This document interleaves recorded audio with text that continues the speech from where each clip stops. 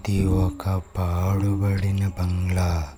దీనికి మరో పేరు కూడా ఉంది, దెయ్యాల బంగ్లా అని. దీనిలోనికి ఎవరూ వెళ్ళే ధైర్యం చెయ్యరు.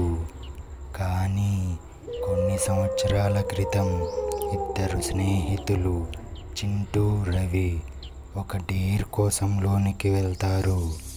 అయితే వాళ్ళు తిరిగి బయటపడ్డారా లేదా తెలుసుకుందాం పదండి.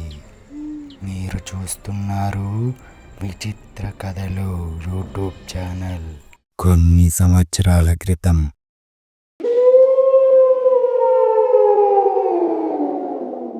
చింటూ, రవి దట్టమైన అరణ్యంలో అర్ధరాత్రి నడుస్తూ ఉంటారు. అప్పుడు రవి, ఇలాంటి భయంకరమైన డేర్లు చేయడం అవసరమారా అని చింటూని అడుగుతాడు. ఇలాంటి డేర్లు చేస్తేనేరా మనం తొందరగా ఫేమస్ అవుతాం అని అంటాడు. ఇంతలో అటుగా వెళుతున్న ఒక ముసలి వ్యక్తి వీరిద్దరిని చూసి, నాయనా, ఈ సమయంలో ఆ దయ్యాల బంగ్లా వైపు వెళ్తున్నారేంటి? ఈ సమయంలో అటు వెళ్ళడం చాలా ప్రమాదకరం నాయనా అని హెచ్చరిస్తాడు. కానీ అతని మాటలు వినకుండా చింటూ, రవి ఆ దెయ్యాల బంగ్లా వైపుగా వెళ్తారు. అరే చింటూ, ఇది తప్పకుండా చెయ్యాలా? ఈ ఇల్లు చూస్తుంటే చాలా భయంకరంగా ఉంది. ఇది మనకి సెట్ అయ్యాలా లేదు? వెళ్ళిపోదాం పదరా అని చింటూతో అంటాడు. అప్పుడు చింటూ, జస్ట్ 5 minutes రా రవి. లోపలికి వెళ్ళడం, సెల్ఫీ తీసుకోవడం, బయటకు వచ్చేయడం, అంతే. జస్ట్ 5 minutesలో కంప్లీట్ అయిపోతుంది. రా వెళ్దాం. అలా ఇద్దరు ఆ బంగ్లాలోనికి వెళ్తారు. కానీ ఆ ఇద్దరికీ తెలియదు వారిని ఒకరు గమనిస్తున్నారు అని. మనం చచ్చాం. ఇన్స్టా లైక్స్ కోసం ప్రాణాల మీదకి తెచ్చుకోవడం అవసరమా? అలా వాళ్ళిద్దరూ లోనికి వెళ్తారు. వెంటనే ఒక దుమ్ముతో కూడిన గాలి వారి పైకి వస్తుంది. అప్పుడు చింటూ ఇలా అంటాడు, ఈ స్మెల్ ఏంటిరా? పాడుబడిన బంగ్లాలో ఇలానే ఉంటుందా? నాకేం తెలుసురా బాబు, ఇక్కడుంటే పోయేలా ఉన్నాం. వెళ్ళిపోదాం పదరా. ఏం కాదు పదరా, రూమ్ లోపలికి వెళ్ళి చూద్దాం. అలా ఆ రూమ్లోనికి వెళ్తారు. ఆ రూమ్లోని ఒక మురికి పట్టిన అద్దంలో వాళ్ళకి ఒక నల్లటి ఆకారం కనిపిస్తుంది. రే, ఆ దెయ్యం వచ్చేసిందిరా. అది మనల్నే చూస్తుంది. అలా భయంతో వాళ్ళు బయటకు వెళ్ళాలి అని ప్రయత్నిస్తారు. కానీ వాళ్ళు తిరిగిన చోటే మళ్ళీ మళ్ళీ తిరుగుతూ ఉంటారు. మనం తిరిగిన చోటే మళ్ళీ మళ్ళీ తిరుగుతున్నాం రా. అవును, అదే నాకు అర్థం కావడం లేదు. ఆ నల్లటి ఆకారం వారి వెనకే ఉంటుంది. సడన్గా తలక్రిందులుగా రవి ముందుకు వచ్చి, నీకు ఇన్స్టా లైక్స్ కావాలా? నేను ఇస్తాగా అని భయంకరంగా నవ్వుతుంది. అప్పుడు రవి గట్టిగా అరుస్తాడు. వెంటనే చింటూ రవిని పట్టుకొని వెళ్ళిపోదాం అనుకుంటాడు. కానీ అక్కడ ముగ్గురు రవిలు ఉంటారు.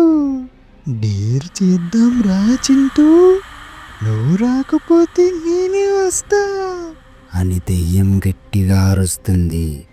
అప్పుడు చింటూ నిజమైన రవిని పట్టుకొని ఒక రూమ్లోనికి వెళ్తారు. ఇక్కడ ఏవో పిచ్చి పూజలు చేసినట్టుంది. మీరు ఇక్కడి నుండి బయటకు వెళ్ళలేరు, నేను వెళ్ళనివ్వనుగా. రవి ఒక క్యాండిల్ని వెలిగించాడు. అప్పుడు రవిలో ఏదో మార్పు చూశాడు. ఆ దెయ్యం రవిని ఆవహించిందని అర్థమైంది. అప్పుడు దెయ్యం ఇలా అంటుంది, ఈ ఇల్లు నాది. ఈ ఇంట్లోకి ఎవరు వచ్చినా వాళ్ళు నాకే సొంతం. రవి, ఇది నువ్వు కాదు అని అంటాడు. ఆ పక్కనే ఉన్న ఓ పురాతన పుస్తకం కనిపిస్తుంది. అప్పుడు చింటూకి ఆ ముసలి వ్యక్తి చెప్పిన మాటలు గుర్తుకు వస్తాయి. ఆ బంగ్లాలోని ఒక గదిలో ఒక పురాతనమైన పుస్తకం ఉంటుంది.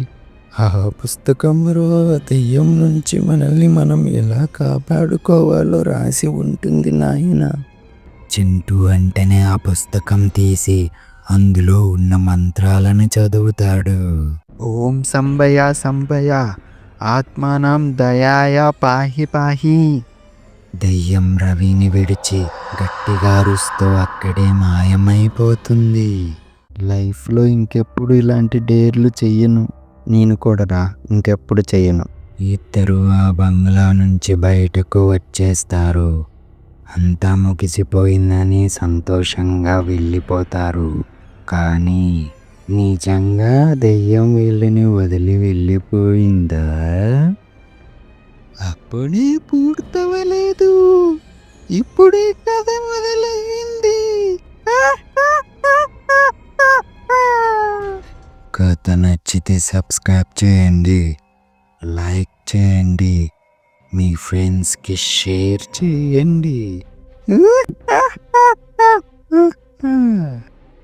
మళ్ళీ కలుద్దాం. వెంటనే సబ్స్క్రైబ్ చేయండి.